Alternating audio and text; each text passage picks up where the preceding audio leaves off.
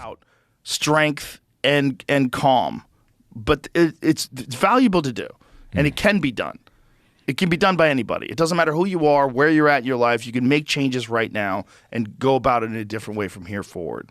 Yeah, the number one thing that we teach people, like if you said, how do I become more resilient? It's exercise. Because a workout of the day where your body gets uncomfortable, it tells your mind you're going to die, essentially is what happens. Like, hey, stop doing what you're doing because you're going to die. Pushing through those barriers, those obstacles in your mind are going to make you more resilient. I do a stress shoot at the end of my classes. And a lot of people who technically train, and this correlates to fighting as well. Let me make the example, like you hitting a bag. Most people think punching a bag makes them a good fighter, or they'll virtue signal they're a good fighter because they punch a bag. So you say, you punch a bag, you look cool punching the bag, it feels cool, it looks cool, I must be good at fighting. And then you get on a mat or you get in a ring with a real person, and that's not how it works. It's the same thing with self-defense. A lot of people go to ranges. They shoot paper, they shoot steel, they fall in love with themselves. But they don't implement stress. Because when you are in a parasympathetic rest and digest and you go in like a flash, cortisol, norepinephrine dumps, and you're in a sympathetic fight or flight response, you shift. Your heart rate goes and spikes to 150. If you're not conditioned, 170, 180, 190 beats per minute. That is going to feel like chaos. And at the end of my course, where we learn technical skills, like how to do the thing, we do 5 minutes of calisthenics to get them to 150 beats per minute, because that's how long it takes, around 5 minutes of pushing and pulling, air squats, push-ups, jumping jacks, burpees, basic shit. When they get to 150, grown-ass men, 3 minutes into exercise, are moaning and groaning. Oh. And I'm like, nobody cares that you're moaning and groaning. Nobody fucking cares, because nobody's coming to save you. You need to start focusing on your breath and remembering what you're going to do.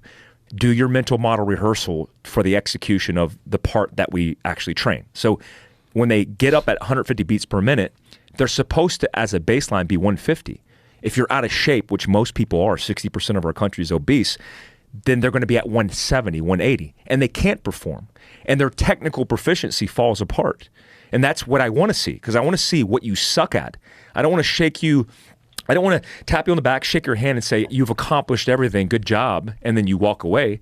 I want to identify your weakness. Often with physical exertion, getting pummeled on a jiu-jitsu mat, that's where our reality becomes real and we can navigate it. When I used to do active shooting training, people would say, when are we going to do active shooting training? I'm like, at the end. Like, oh, okay, we're going to do it at the end. So they're anxious. Before they would go into the active shooting scenario, based on the protocol that we taught, I would take these law enforcement officers, grab them by their uniforms on a mat, and I'd start pummeling them. And so we'd start rolling basic jiu-jitsu, and I would start applying pressure where needed. Some of the guys who weren't trained in jiu-jitsu would immediately go into a fight or flight. They would start hyperventilating, hyper-aroused, and they would get anxious. They would start like almost screaming, and I would have to coach them, calm down, collect your breath. What they don't realize is if their systems aren't conditioned, their central nervous system isn't conditioned, if that happened for real in active shooting, they would be propelled into that scenario and not be able to act, kill the bad guy, save the good guy, go into harm's way, make rapid decisions under stress, be technically proficient, because they are not conditioned for stress, especially physically. I mean, it's classic cases, Uvalde, how it unraveled. And this comfort crisis that we're living in is getting worse. I mean, most people that I know, they interact with their phones so much, they're losing touch and connection with reality, with their physical capability. And they'll virtue signal all day their technical proficiency, but it doesn't mean shit in an actual gunfight, like it doesn't mean anything in a physical confrontation. Yeah, if you have never experienced trying to perform at a very high level of arousal, when your heart's jacked and your adrenaline's pumping through your system, you really don't know what that's like. And it's a very difficult thing to do. You know, I was shocked when I started bow hunting. experience that moment when you shoot all these arrows and you're like, oh, I'm really good at shooting arrows. I've got it down. And then all of a sudden a screaming bull is moving through the trees and you have this open window to shoot and your heart is fucking hammering in your chest and your pin's moving around like this. And you're like, oh my God, like I got to figure out a way to calm myself the fuck down. Like I was shocked that where there's really no, I mean, the consequence is I don't want to wound an animal.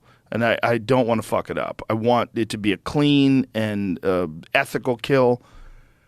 So there's no danger to me. But yet your heart rate is fucking jacked through the roof because it's an alien sort of experience. It's a very new experience. Multiply that times 100 if your life's on the line. Mm-hmm. Multiply that times 100 if you're actually being attacked by that animal.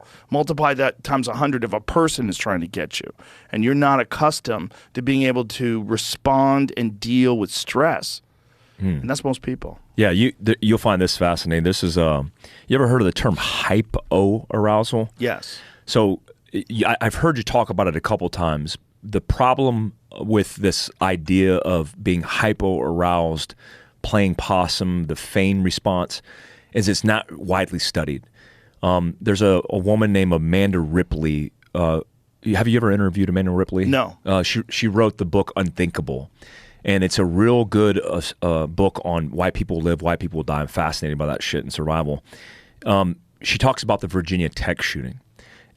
Horrible circumstance that took place at Virginia Tech where shooter goes into the school, kills 32 people, and then kills himself. He goes classroom to classroom, shooting students, like one at a time, at will, at random, shooting them in the head. Like 93% or more of the people he shot in the head. So he's just walking one by one. And this is on me too. This is something fucked up I used to do. I used to teach this course, warrior mindset. You know, this idea about, oh, we got to have a warrior fucking mindset. And when I taught it, I used to use Virginia Tech as an example. And I would say, when does it become real for you to get off your ass and fight for your life? Is it when the 10th student closest to the door gets popped in the fucking head by a semi-automatic pistol? Or is it the second person, the third person? Or maybe your friend, because friends sit together in classrooms. Was it your friend? Was it your friend that woke you up so you could fight for your life? Or was it when the Glock was put against the back of your head and then you went, oh, I need to fight, and then you got popped in it and it's too late, you're fucking dead? Why did nobody fight? And that's because I didn't know better.